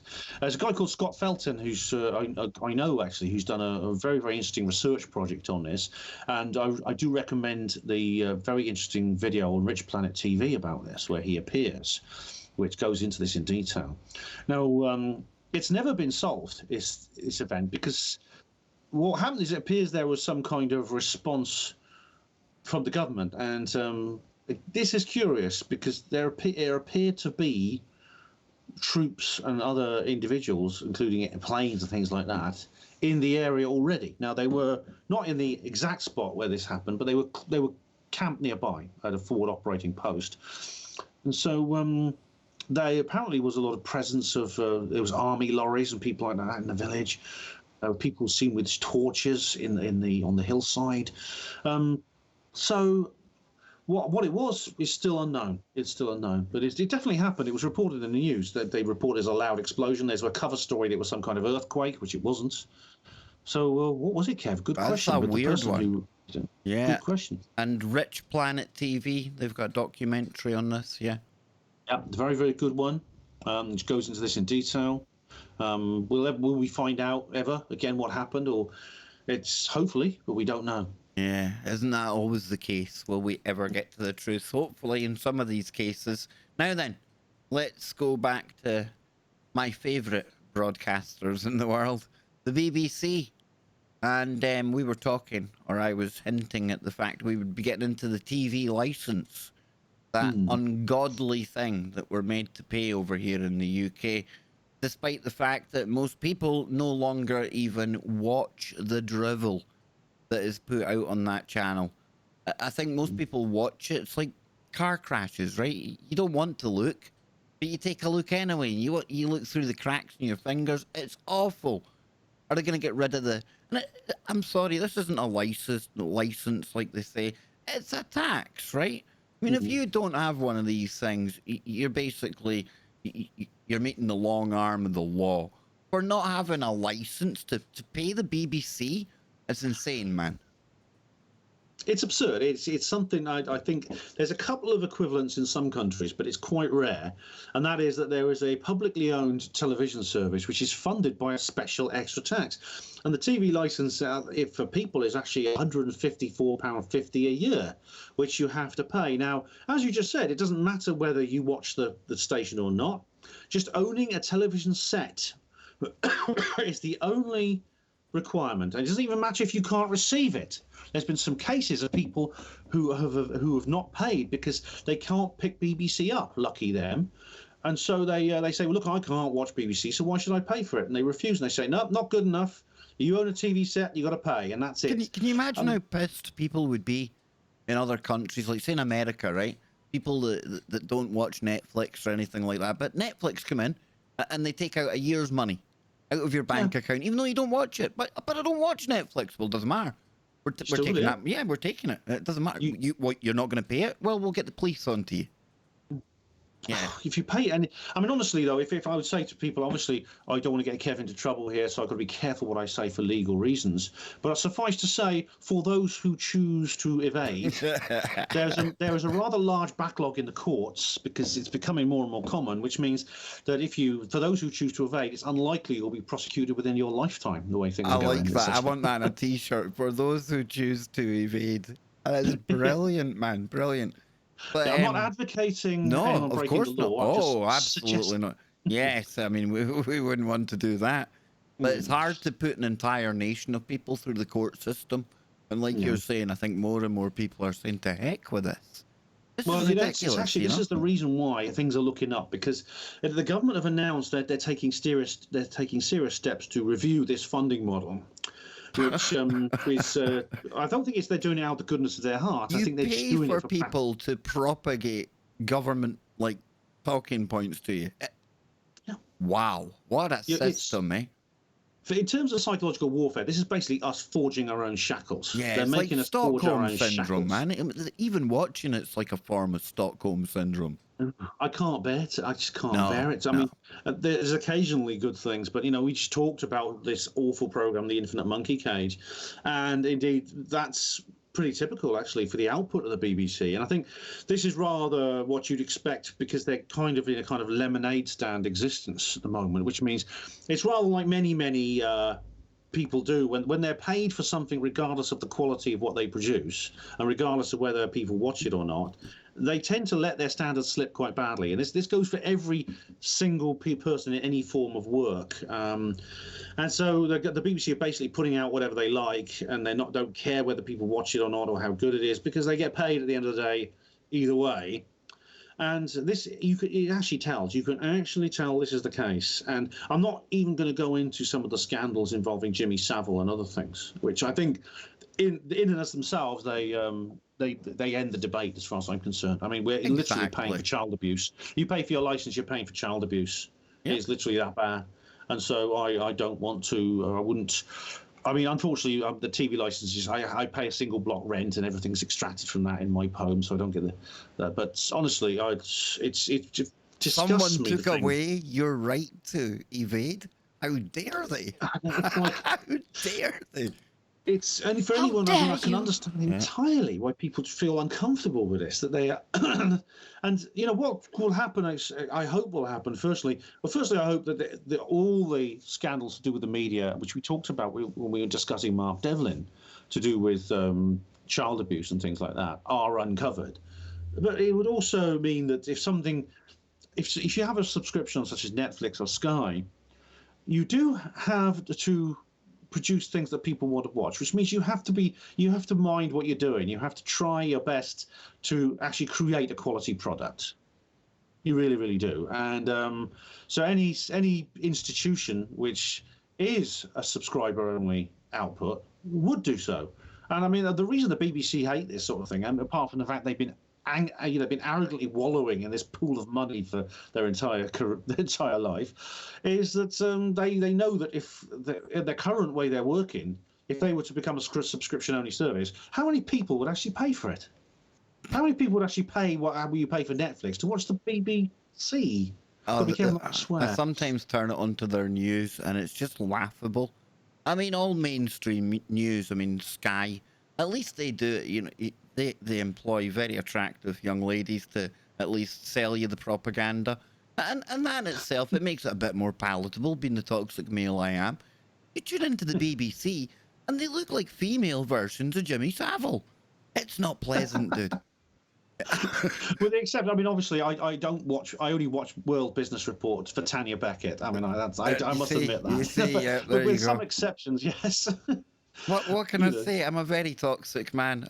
So am I. Yes. Very set in my ways. You know, the woke world is not a place for me and Ben. No, definitely not, man. So, but it's a kind of. Yeah. No, on you go. I was going to say that generally, I mean, I do actually prefer Sky News and RT and these other platforms. I do prefer them to the BBC. And RT in particular do sometimes come out with some really excellent programs. Yeah. The best form of propaganda, is to tell the truth about your enemy. Not all of them are good. I mean, I know people criticise RT and they're right to. So it is a Russian. Maybe we're looking at this wrong with the BBC, because in the end of the day, maybe we're paying for that magical superpower that they sometimes possess. When they're able to, tell you the news about half an hour before it happens. Back in that famous day in September when they were telling you about a building that had fallen down. But only one problem was, building hadn't fallen down yet and it was over our shoulder. We actually pay for the power of prophecy, dude. Oh, I know. They should sell that. That should be their selling point. We tell you the news before it happens. Now, that is a sales slogan that would be, I mean, if they are going to become a commercial organisation, that's a sales slogan I would really adopt. BBC, we tell you the news before it happens. It's not James Stanley, I mean, I don't blame James Stanley for this because she's just reading the damn script, although, of course, I wish she wouldn't read the script and I wish she'd deviate from it. But obviously, there's someone got the pages the wrong way round in the script, because they probably looking through and said, page 4, World Trade Center 7 collapses. Page 3 announced that it's collapses. Hang on, these pages are in the wrong order. And so poor old Jay Stanley stands there saying, the Salomon Brothers building has collapsed. And it's right behind her. Yeah. Whatever happened to her?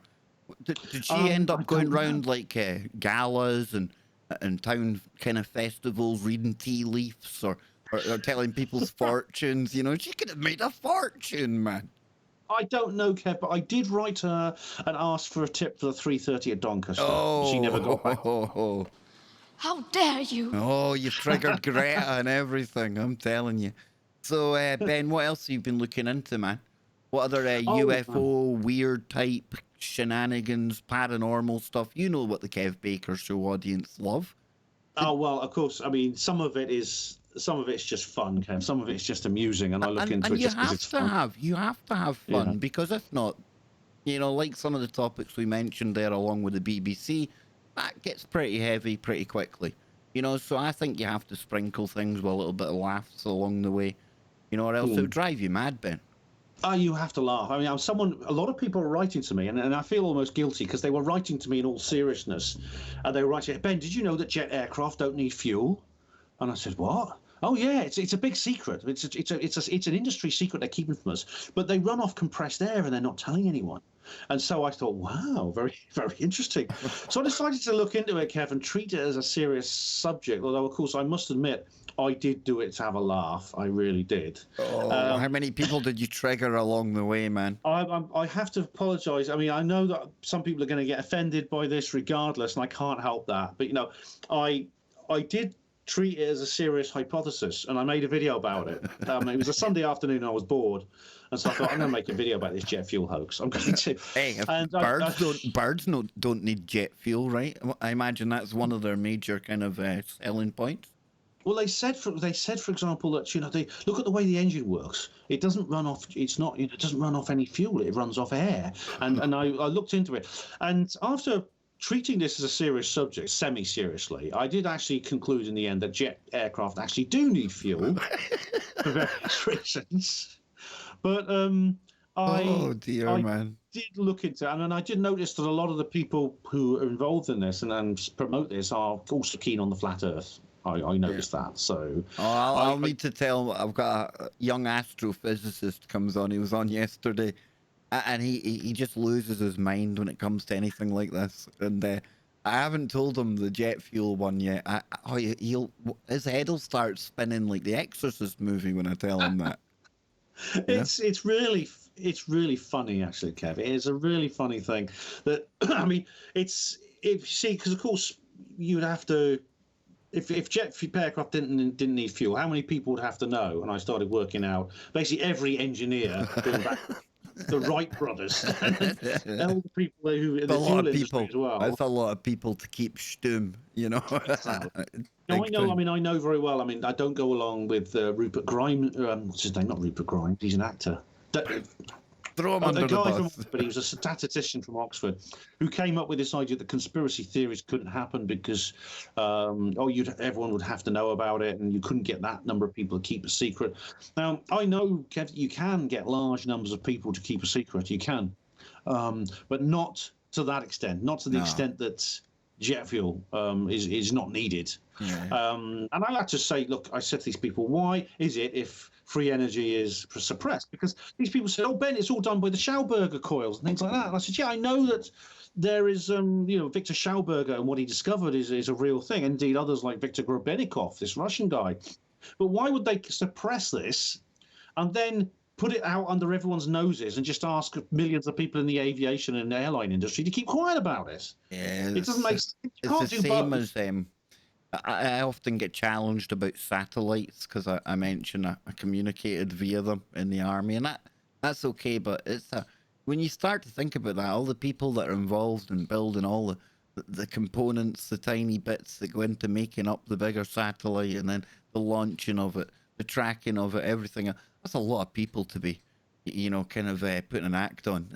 It falls apart at that stage, and if that doesn't do it, key bono. If it's a SATA balloon, just tell me it's a SATA balloon. It doesn't matter to me if it's floating in a balloon or going around the planet. As long as I can communicate on it, we're good.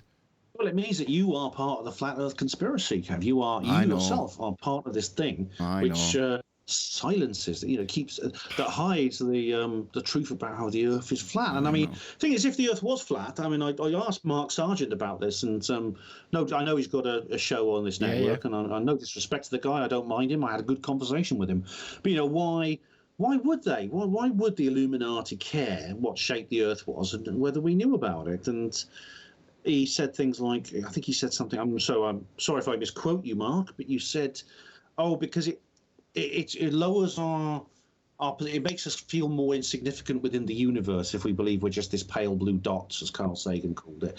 And I don't think that necessarily follows at all. And I don't think it's in any way is a motive for covering up the fact that we live on a flat disk underneath a dome. I really don't see why they don't just tell us and deal with the fact that we know that we live under a flat disk under a dome. Or was it riding on top of a really big? It's really big up the north of Scotland, man. And I'm not, all joking aside, you drive up the A9, closer you get to Inverness, and there's money being spent on this as well, because there was flyers like sent out to Dingwall and Conan Bridge, and there's a flat Earth cafe in Inverness as well. Really? Yeah. No, honest dude. I don't know how it took off up there so much, but yeah, it's I mean, I don't know how Is- many people are behind all of it. I mean, I know that the person with the cafe, I've seen the story about that, but is it that person that's doing all the flyers, doing all the kind of graffiti? And like I say, it's everywhere. Everywhere. I mean, if maybe it's got something to do with the We Free Church, because Hey, who knows? I know that there's definitely too much time on people's hands up there. First-hand experience. I got into a lot of trouble in my younger days because of too much time on my hands. So, I don't know. The imagination does run wild up there, Ben. It's an odd thing. I mean, it's a totally different world. I visited the Highlands, and I know it's a totally different world and culture to where I live in the south of England. Well, let I me mean, ask you this. This is kind of cool. When I was looking into, Clava Cairns up in the Highlands, it's a stone circle, right? And it was Nick Redfern again. And he was talking about a survey that was done not far away from Clava Cairns on Loch Ness. Back in the 70s, it was somebody called, now, I think it was something Kelvin. But long story short, what they had found was not one, but multiple interlocking rings, like stone circles. Some were 30 feet below the surface of the loch. Some were 70 feet below the surface of the loch. And it almost sounded like at some time, these must have been above sea loch level. Almost as if, there had been earthworks done there. Now, my mum, who born and bred up there her whole life, she'd never heard of this actual survey, but they call it Kelvin Grange 1 and Kelvin Grange 2. It's really weird. And have you ever heard of anything like that before? No, I've heard of such things in the sea, but not Loch Ness. No, there's the idea that the sea level alters, and that some people, people like Graham Hancock, have found structures on the seabed, which because they're on the seabed means they must be extremely old, because the sea levels have rose at the end of the ice age, and they've been where they are ever since. So, but the Loch Ness I didn't know about. If it's possible to date that, if people who know about the fluctuation of the level of the loch itself know, it may be possible to give these things a minimum date of how old they are. But of course, there are lots of stone circles all over Scotland on the surface, and they're said to date, I think, back to the 3rd or 4th millennium BC.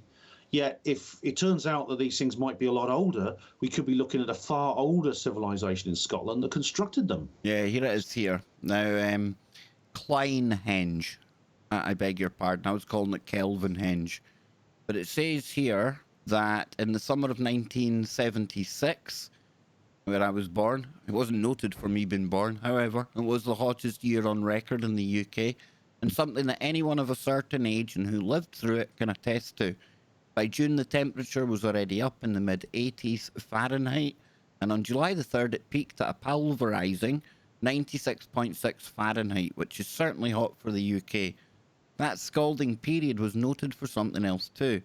An American named Marty Klein was at Loch Ness as part of an expedition to find evidence of the existence of its famous creatures. Now, it goes on to say here, it was an ambitious quest organised and sponsored by the Boston, pull that on here, the Boston, Massachusetts-based Academy of Applied Science and the New York Times, and headed by longtime Nessie seeker Dr. Robert H. Rhines. Now, it was also a project that saw the AAS team capture some intriguing sonar imagery, including one dubbed the average plesiosaur that seemed to be showing nothing less than a long-necked carcass in deep waters off Loch Ness, where I was brought up. Yes, indeed. But it's down here.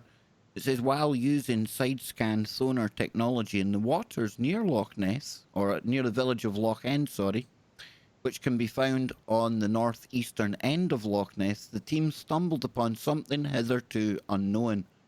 Two curious formations, one in water of a depth of barely 30 feet, and the other at a depth of around 70 feet.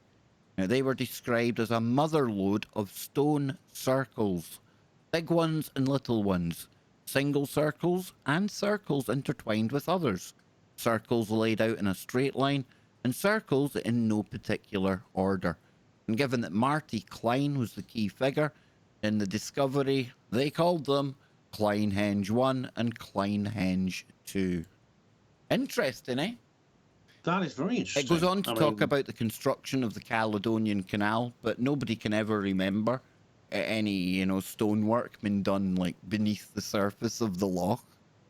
Well, exactly. Why would they construct something? Why would it be done? Why in modern times would someone construct it? Because How it's could they interesting, construct a stone? you go it's just a stone's throw, pardon the pun, but you have Clava Cairns, one of the major kind of Scottish Pictish sites, and that's like a stone calendar circle. The winter solstice, the sun comes right down the passageway.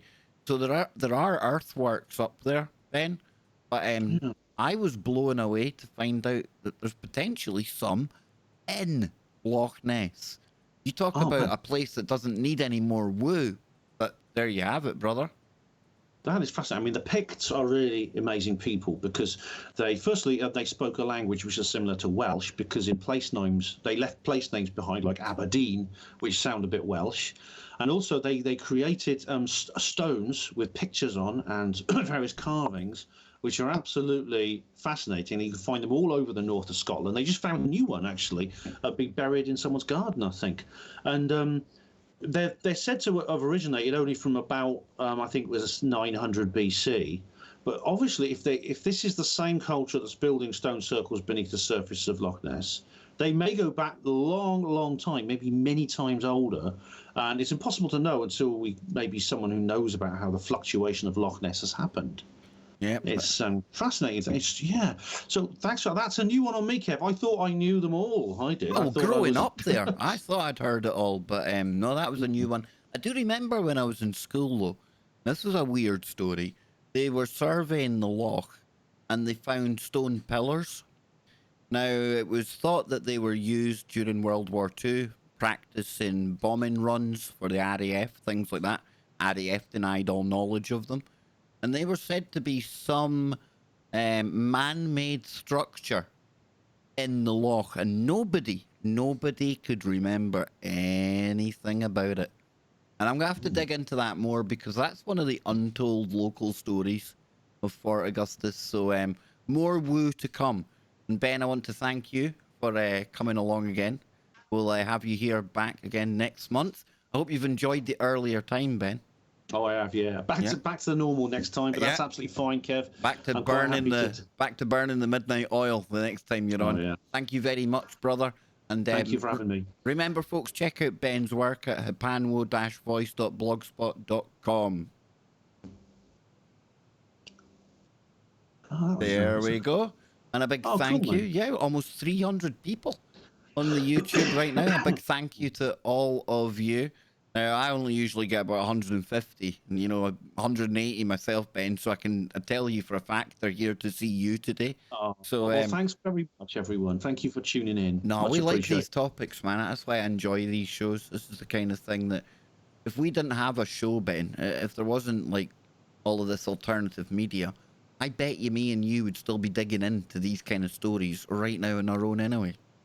I would, one way or another. I know I would, but I really like what we were saying at the beginning. I'd go out my head through loneliness. I really would. I'd go nuts. I'd be like these guys on desert islands who start seeing things or talking to volleyballs. And well, no, you've definitely fallen into the right vibe with this crowd here. They get you. We love you to bits. Keep doing what you're doing, man. Guys. And look forward to seeing you again next month. And I'll be back tomorrow, folks, with the Nano Girl. Looking forward to that. Nano's already checked in. She is locked, she's loaded, she's ready to go live from within the hot zone. Don't miss that tomorrow. And for another night, you know what's coming now. How dare you? Not you, Greta, not you. Keep your mind open. Keep looking for the woo, but not to the point where your brain turns to black goo.